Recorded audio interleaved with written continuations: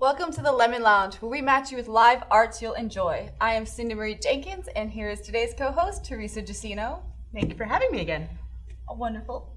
We are expanding our coverage of the Hollywood Fringe Festival today, going to the more dramatic pieces, and some of them specifically dealing with trauma or gender and identity issues, and what live performance can bring to these conversations.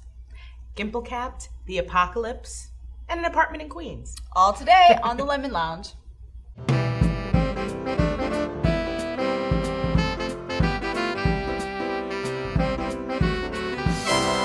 Welcome back to the Lemon Lounge, where we match you with live arts you'll enjoy. We want you to join the conversation either on Twitter with hashtag LemonLoungeLA or at our website at thelemonlounge.com. So first, a little more about Teresa Giacino. She is a freelance writer whose pop culture writing can be subscribed to on beaconreader.com. And she's appeared in such outlets as Latina Magazine, Tour.com, and the Hugo-nominated anthology, Chicks Unravel Time. Thank you for joining us. Thank you. And we welcome back to Quetta Satmari. Thanks for having me. She's a Fringe veteran, and she's a New York City-based writer, performer, producer, director of the Festival of the Offensive. You can find her at BigGunsBigTobacco.com and her weekly podcast, Hey You Know It. And Lem. Hi. Lemuel H. Thornton III is one of our Lemon Lounge producers, correspondents, and he's also a producer and company member at Moving Arts, a local theater that focuses on new works. Thank you very much for joining us. Happy to be back. So we're going to start with everybody's top picks based on drama, trauma, gender identity, out of the shows that we saw these last couple weeks. Teresa, your top picks. My top picks are two shows. The first is Ligature Marks, a play by MacLeod that deals with what it's like to be a loser in this life, just an average person trying to get by paycheck to paycheck, while also having a video game addiction. And the second one is Bronies the Musical, which deals with bullying and gender identity and deals with different sexual orientations and how you can go about navigating all of those things. Great. And Jaquetta, what picks do you have? Okay, I have two. This is my number one top pick, probably the best thing that I'm going to see the entire Fringe. It's called The Wake. And it is about a man who has a very intimate relationship with a deceased person. I don't want to give anything more away about that. The acting is phenomenal. It's a little bit meta because it's a one-man show within a one-man show, but it is incredible. Do not miss it. My second pick is Consider the Night, which is a work in progress by a theater company called The Others, and it just dealt with identity issues. Coming from all different walks of life. And it's a work in progress, and it was so good that when it was over, I was like, no. So That's definitely great. Check that one out, yeah. I met them at the first town hall. I'm so excited. Really a good piece of work. And still in progress, so we have the opportunity to see how it's going to come out in about a year. Great. And Lem, what are your picks? I have two picks. One is No Homo. It's a new play, and it was dealt with sort of gender and sexuality identity very interestingly. And then the other was Gimple Capped. That was a totally different way of sort of looking at the handicapped or gimpy, whatever experience, and done really funny.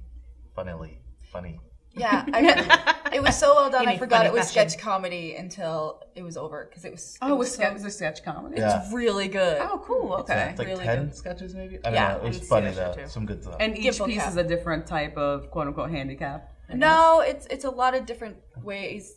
It's a lot of role reversals actually, which is really cool. Yeah. We don't want to give more away, but it's All right, it's cool.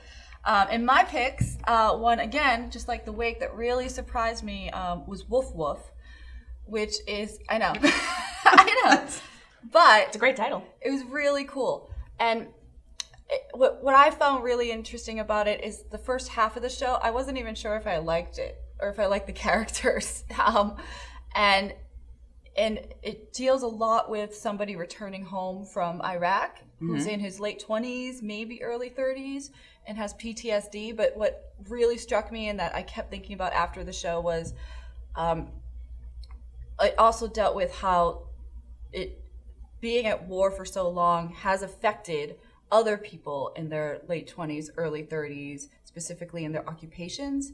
Oh, that's interesting. Yeah. That's the hot topic right now as people are coming back, how to reintegrate into society. Yeah, and there were like 3 Fringe shows about it, and I felt this was much I feel like successful one. PTSD is this year's I'm coming out of the closet in terms of, theme for a lot of different shows. So I'll be interested to see this and see how they deals with PTSD differently than some of the other shows that I've seen. Definitely. And the other characters, like how they chose occupations that are somehow related to the war as well, without knowing it. It's really interesting and very, very dramatic. Also, Odessa, which is by the Illyrian Players, and that it's a post-apocalyptic sort of sci-fi-ish, really awesome show.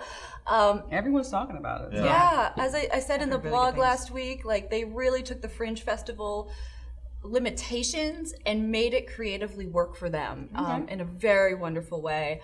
And it is very much about losing your own identity when you're with someone. But way more interesting than that. It's a good point to say, talking about the limitations of Fringe. Fringe shows have a 15-minute load in and 15-minute load out, and a lot of times you're not sure what you're going to get. Start. Yeah, so it's always interesting to see shows like Women.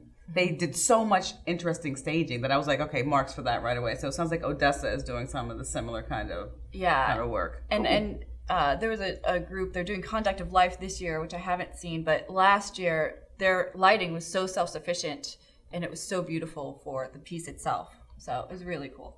And along that, like out of all the ones that we've seen, like I said, Wolf Wolf was the most successful out of the PTSD and returning home from war, which were about 3 shows actually about returning home in some way.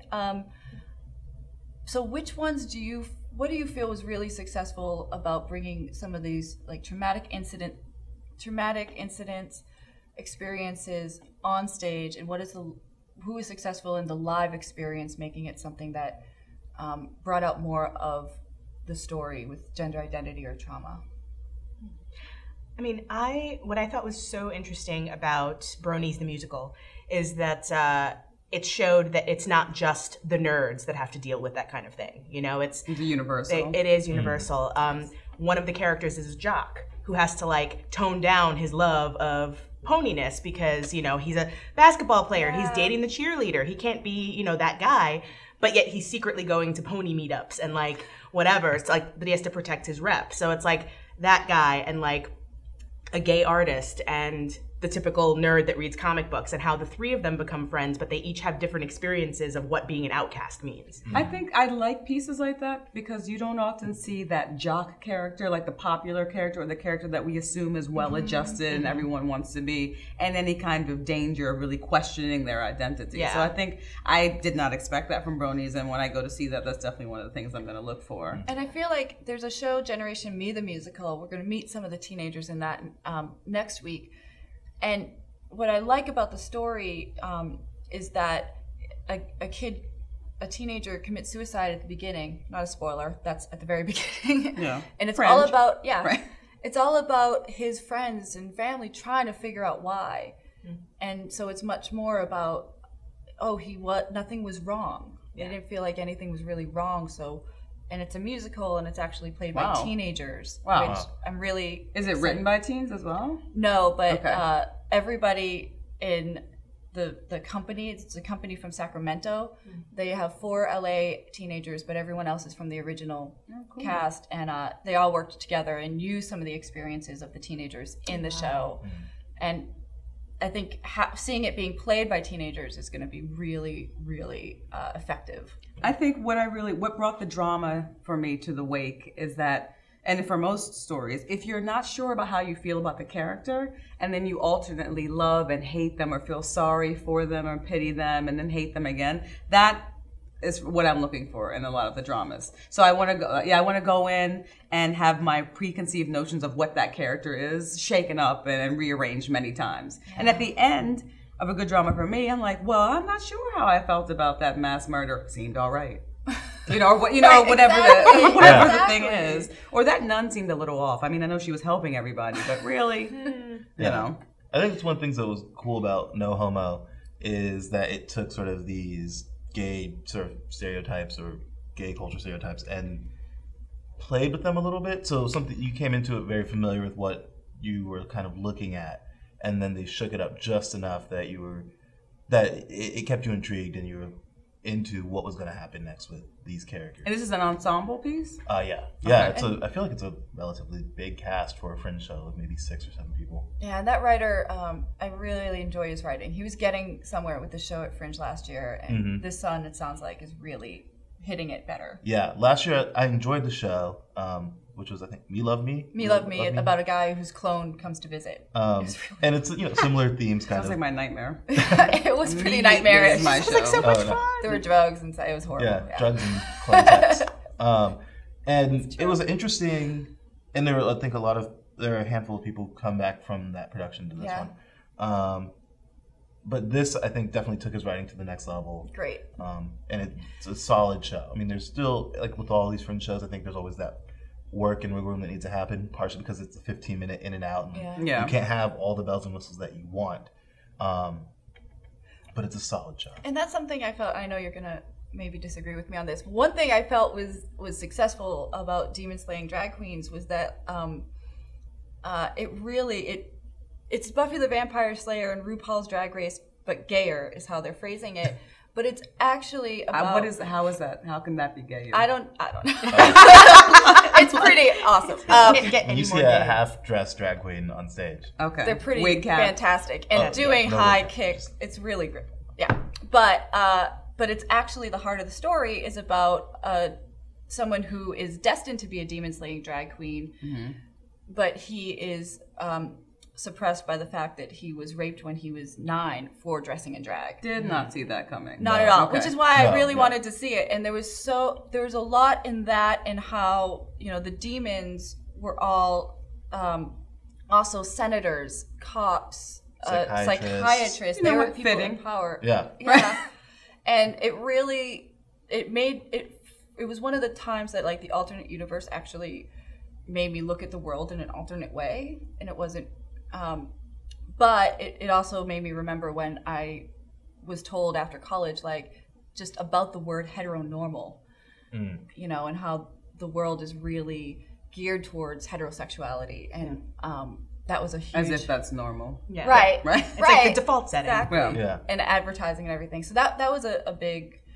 And they do a good job playing with that sort of idea of the heteronormativity. Now, that's a ensemble drama, but with also singing and dancing? No singing and dancing, but some ass kicking for real. Yeah. Which is cool. Stage combat like crazy. Kung fu fight. If they had a more consistent soundtrack, and it was it could be cool. But we would check that out then. That sounds good. It's a little long for a Fringe show. It's an hour 45 minutes. See, this is the thing with Fringe. I have to just say it's a pet peeve. If you're gonna go over 60 minutes, it better be compelling. Because I have got, we all have other shows that we want to see. Yeah. 90 I missed 90 my 10 minutes? o'clock because I didn't get parking in time. Yeah. Which was on me. 90 minutes is actually 2 hours. 70 minutes is actually 2 hours when you're thinking about setting up your schedule for the Fringe, to see. So there's drama with the parking and drama on stage. The drama begins before the show. Yeah, but I really was interested this year too. Like PTSD was a common theme, but people were just dealing with real trauma in very, very interesting ways. Actually, I was gonna say one thing. What I liked about Ligature Marks was that it's trauma that's self-inflicted, and it's about like the choices that we make in our lives and how they come back to haunt us later. I do most of my own trauma. Yeah, it's like it's not just the world is like beating you down. It's like sometimes you just screw up and you have to deal with it. Yeah. Well, even with Odessa, she chose to be, to lose herself in a way, So yeah, it's not just all shows about victims and everything. It's like, what the harm we cause ourselves and the harm that others can cause us. Great. Now to see what the audience thinks of these shows, because they review them all on the Hollywood Fringe Festival site, you can see an aggregation of them with the Fringe meter on Bitter Lemons right here. They take all the audience and the press reviews, and you can separate them if you want, and then they create sort of a Rotten Tomatoes for live theater, where 0% is bitter, 100% is sweet, and anywhere in between is where you're going to find these shows. Now, we've heard some really good... There's some very sweet shows that you want to see. Yeah, I really like the 40 to 70% bittersweet spot, that's usually the shows I like. No, man, I like the 0 to 15. See, that's awesome. You never know. And the ones that I've heard some really good buzz about, but I haven't seen, and chime in if you've seen them, The Conduct of Life, Total Novice, Lost Moon Radio presents $1 Million Hair. That I've heard of. If you like Lost Moon Radio, you'll like the show. The producers told me that they've taken shows from other shows, numbers from other shows, and kind of put them together. Because they're a live band, it's a radio play. Yeah. And there's like 14 numbers. Yeah. Oh, wow. So you're not going to not see a lot of numbers. Also, this Wednesday of this week, Lost Moon Radio Band is hosting the karaoke at the Fringe Central tent. I need to go to Sweet. They are the Yes. best karaoke people ever because they make you feel good. I do I'm so Rush's excited Tom about that. Sawyer every year, so Yeah. just You'll- look forward to that. You'll be a good singer with these guys. And actually, The Wake was one of the ones at the See it. top of the Fringe meter. See it. And Moby Alpha. I've heard many excited about people this. yesterday at the tent tell me about this. It's Moby Dick in space, but funny. I'm gonna try it. I feel like there's not. Moby Dick every year. There is Moby Dick every year. Yeah. But last year they But read now it it's in all. space. Yep, Moby Dick, Moby Problems. Yeah, it's like much It's ado. like- There's a much ado about something. The something is aliens. Yeah, Yeah. something with aliens. Mm-hmm. That's a good description. So yeah, all the links are below. And again, now you've discovered the show you're going to see. Hopefully, thanks to us. You have at the venue, but there are multiple spaces. It's so confusing. It's very confusing. Producer Sarah Fenton hosted a walkthrough of the complex, which we are going to show you right now. We are at the corner of Santa Monica and Wilcox Avenue in front of the Complex Theaters. I'm Sarah Fenton here for the Lemon Lounge. The Complex Theaters is a series of 6 different theaters. The East Theater, Theater 6470, the Shepherd, the Flight, and the Dory and Ruby Theaters. Let me show you around. Come on. The furthest east of all the theaters is the East Theater. Who knew? The doorway and the box office for the East Theater is right here on Santa Monica Boulevard. Just a couple steps down, we have the Theater 6470. If you have tickets to a show at Theater 6470, you're going to want to pick them up here at the box office. And then just literally 3 steps away, we have the entrance to the Shepherd Theater and the Flight Theater. Both of these theaters are upstairs. The Shepherd to your left and the Flight to the right. The box offices for both of those will be here on the street. You can't miss them. Here, under the giant Complex Theater sign, is the entrance to the Dory and Ruby Theaters. The box offices for both of those can be found inside. Now, we're just gearing up for Fringe, but once the festival opens, there will be plenty of helpful signage here on the streets. But when in doubt, just ask someone and make sure you're headed to the right theater. So there's no dedicated parking lot for the Complex Theaters, but there's plenty of street parking at meters on Santa Monica, on Cole, and on Wilcox Avenue. As always, read the signs. It's LA. It can be a little confusing, so you don't get stuck with a hefty parking ticket. We're in luck this year because the Complex is right across the street from Fringe Central, where I highly encourage an audience to hang out before and after shows. You can go to Brian's Bar, where you can sample some of the Fringe artists' drink specials, as well as rub elbows with other Fringe artists and audience members. If you're hungry before the show, there's some delicious options just down the street on Santa Monica Boulevard. We've got the Hudson Cafe, as well as Eat This. And look who I ran into on the street. Please introduce yourself. Hi, my name is Ben Hill. I'm the festival director of the Hollywood Fringe Festival. I know, it's total score running into him today. And you are? I'm John Armstrong. I'm on the Fringe board. Yeah, I'm seeing a tent being erected across the street. What can I expect as a visitor to Fringe Central this year? Well, certainly you can expect the Brian's Bar, the standard Fringe watering hole. You can expect the ambiance and the warm embrace of the community. You can expect the Fringe Cabaret. Yeah. Great acts showing off what they're going to be doing here in their shows at the Fringe. Also, other sort of crazy stuff that goes on that stage, right? I mean, and our parties. Our parties will be over there. The Fringe Prom. What was the... There's the Fringe Prom, the Fringe Rocks Party. Fringe Rocks Party, yes. Which is live band karaoke. Right, well, live band karaoke and not actual rocks. We're not talking about quartz or, granite. It's more... Or crack rocks for that matter. Or crack rocks for that matter. Zero crack rocks. Full on rock and roll. So much to look forward to here at the corner of Santa Monica and Wilcox. Stay tuned. Thanks, guys. Thank you. All right. We've been connecting to people through our Twitter and Instagram and Facebook accounts to help you make a night of Fringe. If you send us your interest and your time commitment to the Fringe Festival, we're going to curate a whole evening for you. At the back of your brochure is a Fringe venue map, and that is where we are starting today. Some people have asked me, they say, I don't want a Fringe binge. I just want to hang out and see a good new musical with a friend and maybe have a little dinner and drinks. It's amazing, though, because Three Clubs has that. Three Clubs is this awesome cocktail bar right here. You will only know about it because it has a little cocktail sign. It's at the corner of Santa Monica and just north of Santa Monica on Vine. Behind the gas station. Behind the gas station. Actually, they wrote Fringe on the side of it this year. Yes. So you can find it, yeah. They have all their shows listed on the side, and the one I'm going to suggest to you has been highly recommended to me. It's The Cave, a folk opera. Yeah, I'm seeing it on Thursday. And you have like 5:30 shows, so you can meet a friend there on like Thursday or this Saturday, I think. You meet them here, you can have a drink, you can or two. You can order drinks during the show usually. It's a really cool back area. And then when you get hungry, right here, there's a gas station with a taco truck, which usually doesn't sound good, but this taco truck. Taco trucks are the jam. I know what you're talking about. Oh, but let's not forget about the Thai food place. Oh, right. Okay. So on the other side. So the taco truck, if you're inside Three Clubs, you can order your drink, order tacos, burritos, whatever you want, and then just go get it and bring it inside Three Clubs. That's awesome.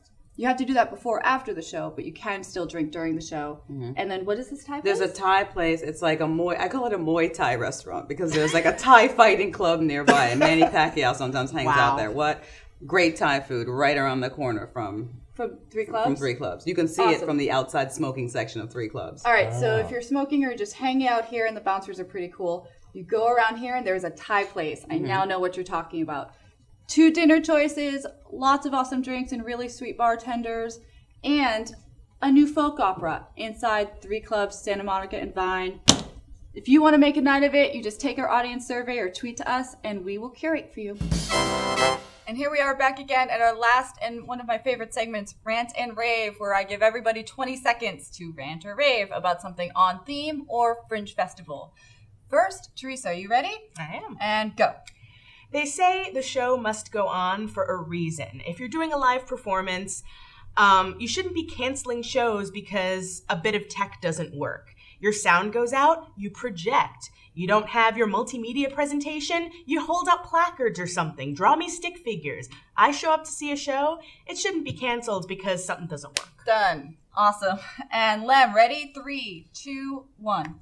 A lot of Fringe spaces are very small, 40, 50, maybe 100 seat spaces if you're lucky. Just be aware of your volume, actors, because especially with the dramas, because a lot of that yelling is more jarring and less effective when you're screaming at us and I'm 5 feet from you. Done. Done. And hold on, Jaquetta, ready? And go. Know the name of the show that you're going to see. When someone's working box office and you come up and say, I'm here to see the show, we have hundreds of shows. But my friend Beth is in it. We don't know Beth. Know the name of your show. Get the Fringe app if you have to. Ready? And this is for me. Okay. So there is the Fringe Central Bar every year. It is Fringe Central Station, and this year it is a tent again. It is near Santa Monica and Wilcox. I have had the pleasure to spend time there 3 days this week. Such a fun time. It's really where you want to go if you have time to just spare. Talk to people about shows they're seeing and see what you don't want to miss. And I'm done. Thank you. And thanks again, everybody, for joining us for episode 2 of the Lemon Lounge. Remember that you can always contact the Lemon Loungers through our Twitter account at Lemon Lounge LA or thelemonlounge.com. And of course, as always, we want to thank Theater Asylum because, again, we'd be homeless without you. So thanks. And all the shows that we're recommending are linked below. So please tell us which ones you liked. Or which ones you didn't like. We want to know it all. Thank you very much, Jaquetta, again, for joining us. Thanks for having me again. And Lem, thank you for all your help and your input. I'm loving it. Great. I am Cindy Marie Jenkins. And I'm Teresa Giusino. And that was the Lemon Lounge, the dramatic edition. See you next week for teen interest and genre picks. Bye.